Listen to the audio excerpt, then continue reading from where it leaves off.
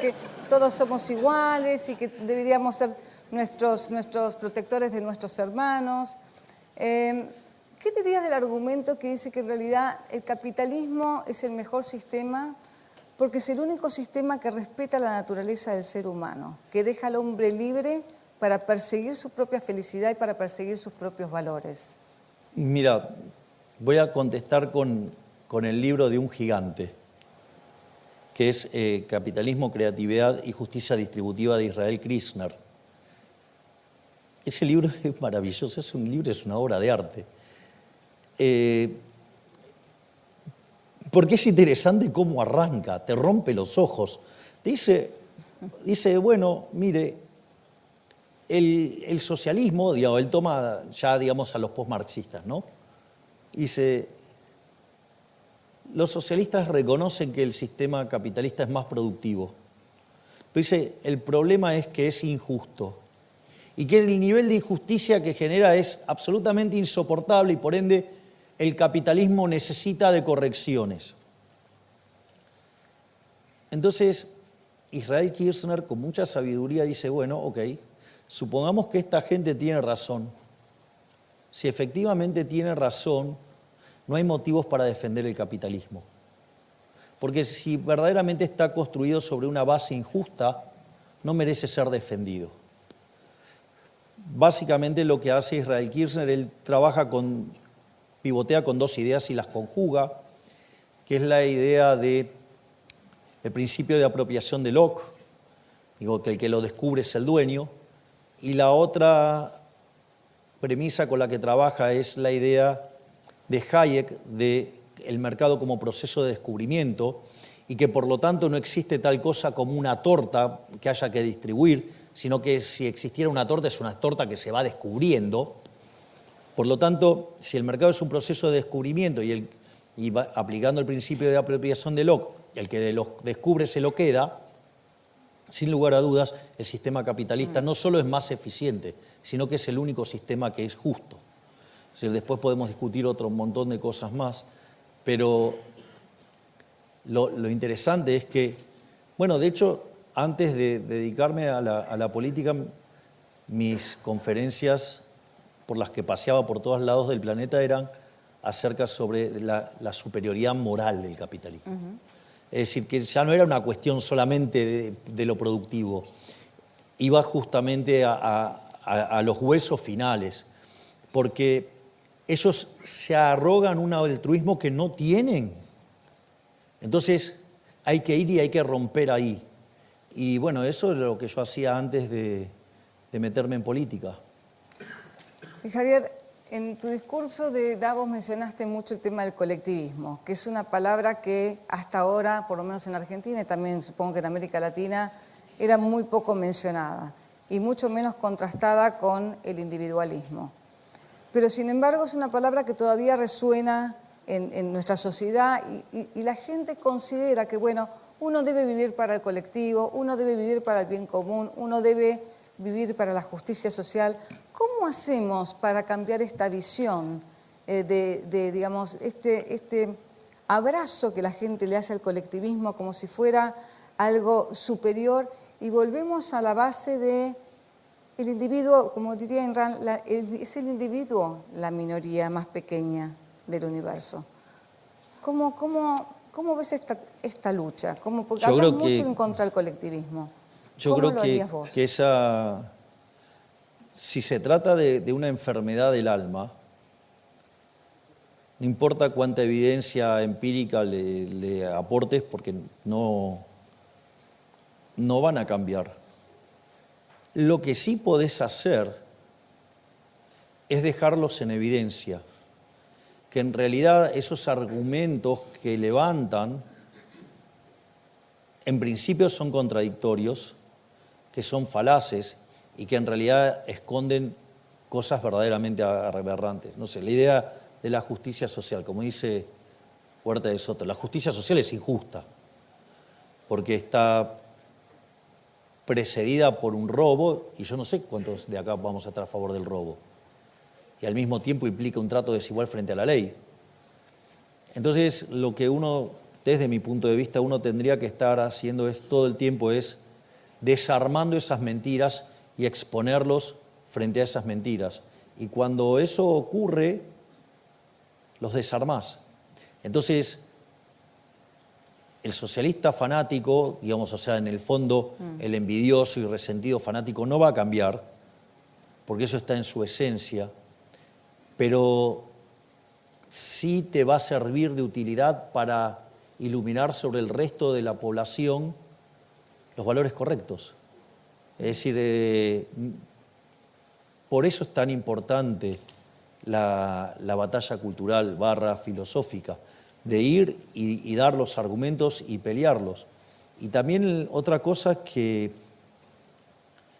hay que hacer es saber adaptarse a las circunstancias.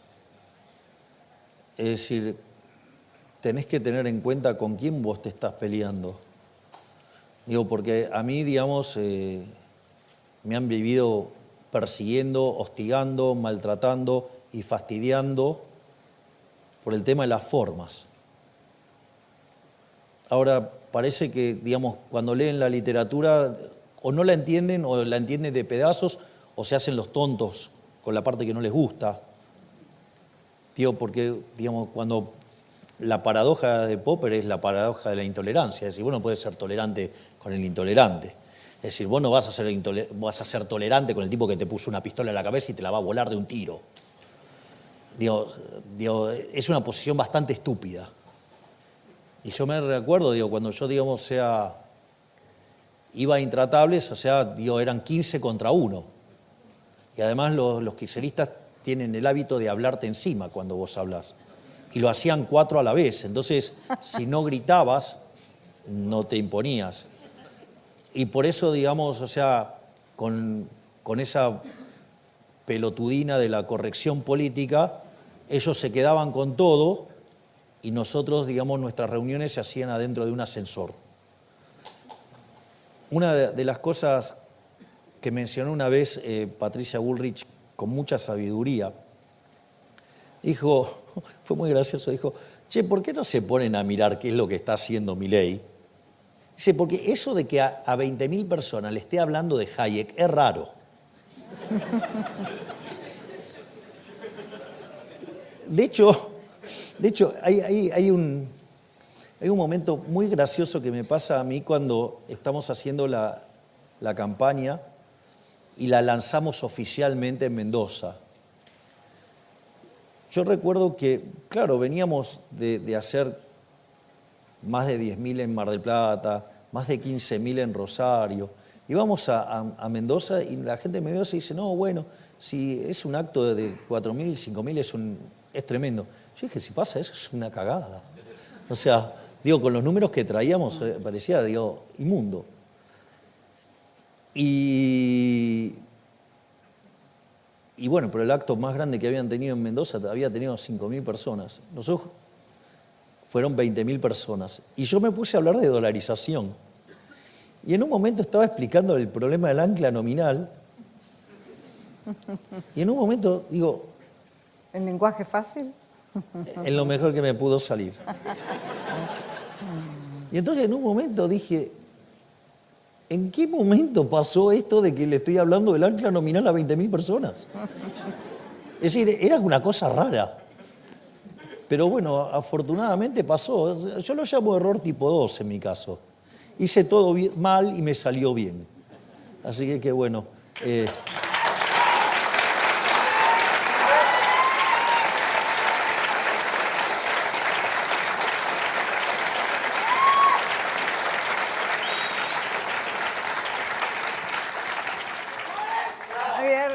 Javier, presidente, tengo muchas preguntas más, pero el tiempo nos corre, así que me gustaría terminar con una última pregunta. Porque tenemos muchos empresarios entre nosotros, es una conferencia que se llama El Motor del Mundo, Como sabrás, en la rebelión de Atlas, Ayn Rand menciona el motor del mundo como estos empresarios, como los hombres de mente, los creadores, los productores, que son los que verdaderamente generan la vida floreciente, entretenida, más larga que tenemos hoy respecto a lo que eran la vida de nuestros abuelos y antepasados. Y en Davos hiciste algo que personalmente no escuché a ningún presidente hacer antes, que es hablar de los empresarios como héroes. Y me gustaría que los empresarios que están aquí presentes, que les expliques por qué los consideras héroes, porque hiciste algo con mucho coraje que nunca nadie antes había hecho. Bueno, dije lo que pensaba. Digo, los empresarios son benefactores sociales. Lo puedo hacer con un ejemplo. Cuando critican, no sé, a los monopolios. Y yo digo, como dice Mises, no te tenés que enojar con el único empresario que quedó. Enojate con los que no están si vos querés, pero no justo con el que está. Entonces, yo siempre hago el caso, suponete que tengo 10 empresarios ofreciendo teléfonos celulares y aparece uno que vende un celular de mejor calidad a un mejor precio. Obviamente que los 9 restantes van a ir a la quiebra. Pero ese que quedó te está mejorando tu calidad de vida. Ese tipo genera puestos de trabajo, te genera un bien de mejor calidad, un mejor precio, te permite ahorrar plata y te permite gastar en otras cosas. Tu nivel es un benefactor social, él, te está mejorando tu vida.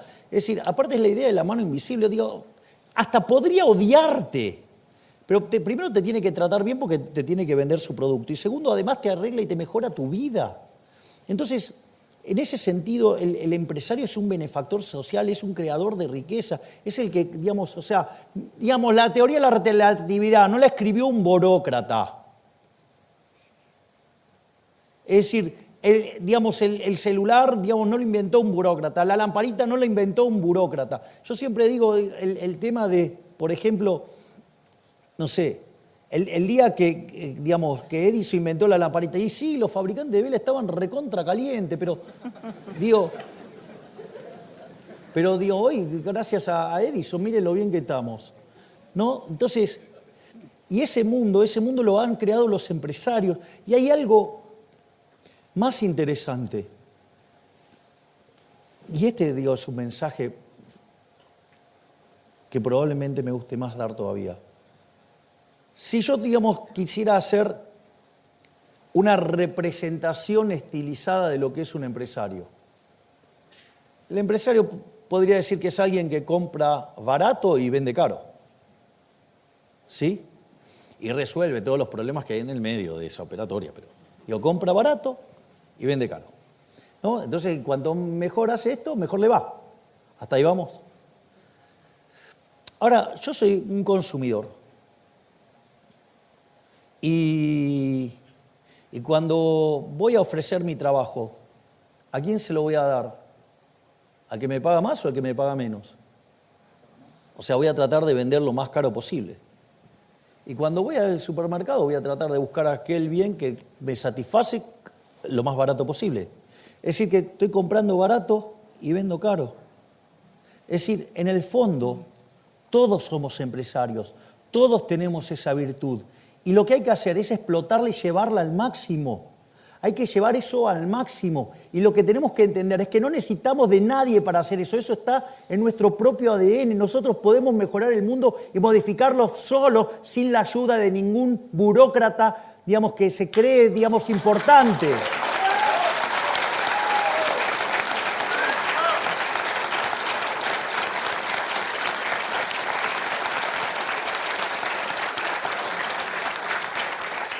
Es decir, no dejen que un burócrata fatalmente arrogante les diga qué pueden hacer o qué no pueden hacer. Si hay algo que quiero dejar en claro, y eso está cuando nosotros enviamos en el DNU, una de las cosas que decimos es, en la economía argentina, y en especial algunos que por suerte perdieron, para ellos todo está prohibido, salvo lo que el político permite. En nuestro concepto es todo está permitido, salvo lo que está prohibido porque implica violentar el principio de no agresión.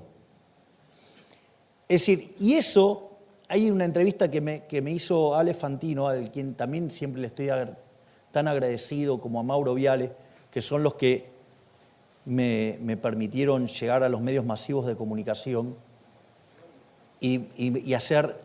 No, el papá. Soy amigo de Johnny, pero, digamos, Mauro es el que, digamos, me llevó a la tele. O sea, y lo adoro a Johnny porque es un excelente ser humano, es brillante, es un gran periodista, o sea, todo lo que hace lo hace bien. Ese chico es un fuera de serie. Entonces, lo que le digo a Alejandro en esa entrevista, le digo, cuando viene un político acá, te pide que les des el voto para él determinar qué es mejor para tu vida.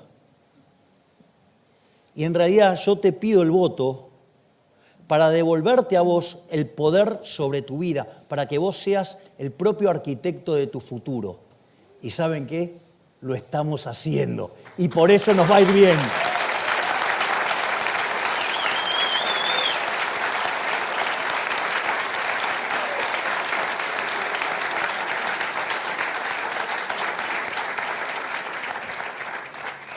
Muchas gracias, presidente. Y nos gustaría concluir esta ¿Conviva la entrevista. libertad, carajo? Todavía no. Te lo dejo para el final. Ah, bueno. Me gustaría concluir esta entrevista con algo que queremos regalarte en el día de hoy.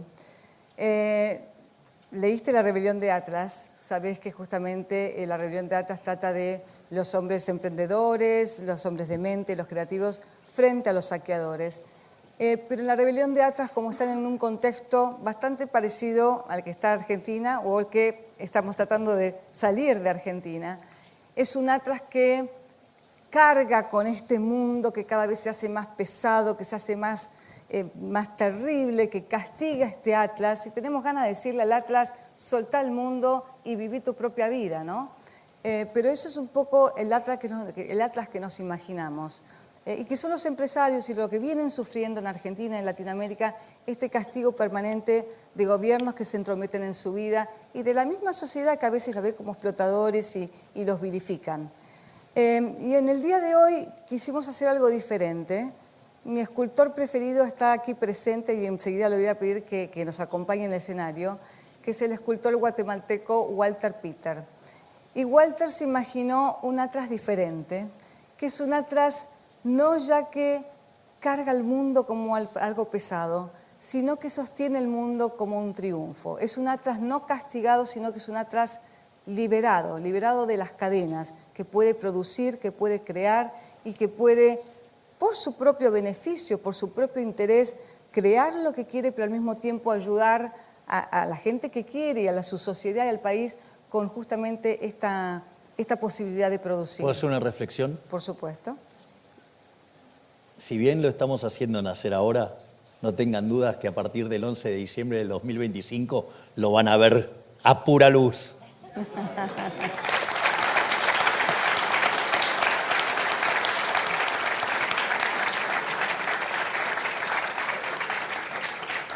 Entonces, como inspiración, queremos entregarte este Atlas Pilar del Mundo para que en estos 4 años, y ojalá sean más de gobierno, veas este Atlas y digas, mi misión es sacarle las cadenas a los empresarios para que con su productividad y con este ingenio que tienen puedan generar una mejor Argentina para todos nosotros y también para ellos mismos. Así que voy a pedir a Walter Peter, por favor, si nos acompaña al escenario.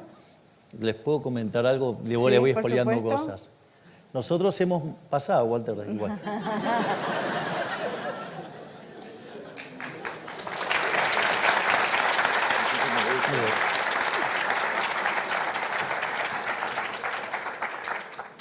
Yo les digo algo. No sé de cuántas van a quedar de las reformas que hemos enviado.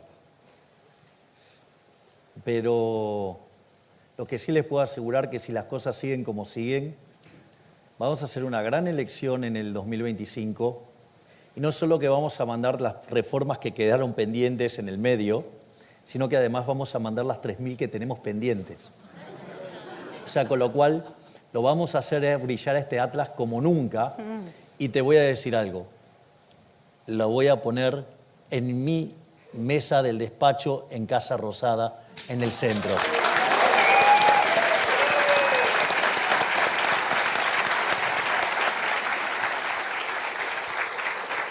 En nombre de la Ayn Rand Center Latinoamérica de Walter Peter, tenemos el honor de presentarte, es pesada, Imagino. presentarte este Atlas Pilar del Mundo. Gracias. Un placer. Walter Peter. Gracias, Walter. Gracias. Lo ha hecho especialmente Gracias. para ti. Es maravillosa. Ya te voy a mandar la foto con el Atlas en el medio de las... Tengo una mesa grande en la Casa Rosada. Y también tengo el sillón de Rivadavia y esas cosas, pero no las uso. Es decir, solo me saqué la foto en el sillón. Trabajo en otro lado. No sé, como estuvieron todos los otros presidentes sentados ahí, es como que me da cosa.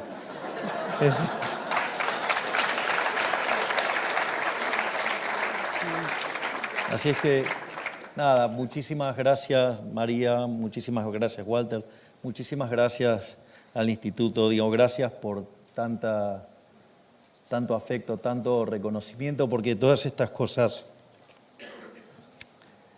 son importantes. Porque sí, nosotros peleamos, pero el combustible espiritual garpa un montonazo, y lo único que les quiero dejar como reflexión es: no hagan cosas que sean funcionales a nuestros enemigos. Hay que entender que el poder es un juego de suma cero. Y a veces uno, cuando está en la función, tiene que resolver con restricciones, mucho más de las que uno cree y mucho más de las que se imagina. O sea, suele ser bastante más complejo.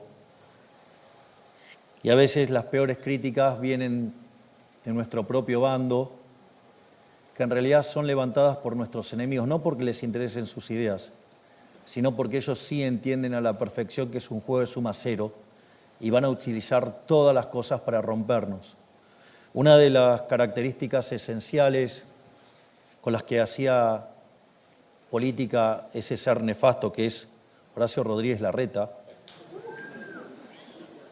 que hoy la gente se dio cuenta y es el político con peor imagen de la Argentina, era, te buscaba amigos y te los hacía pasar al bando de él, con vaya a saber qué herramientas para convencerlo tan fuerte tenía, y esas personas venían y te pegaban, que era la mejor forma de destruir.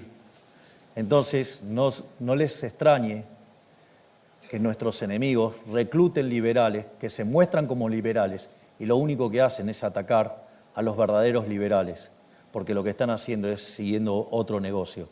Como decía, creo que era Stalin, decía, digamos, voy a ahorcar a los capitalistas con las propias cuerdas que les voy a comprar a ellos. O sea, con lo cual, sepan entender que muchas decisiones que se toman están tomadas bajo muchas restricciones, muchas más de las que imaginamos, y que lo que importa es si caminamos hacia el norte correcto.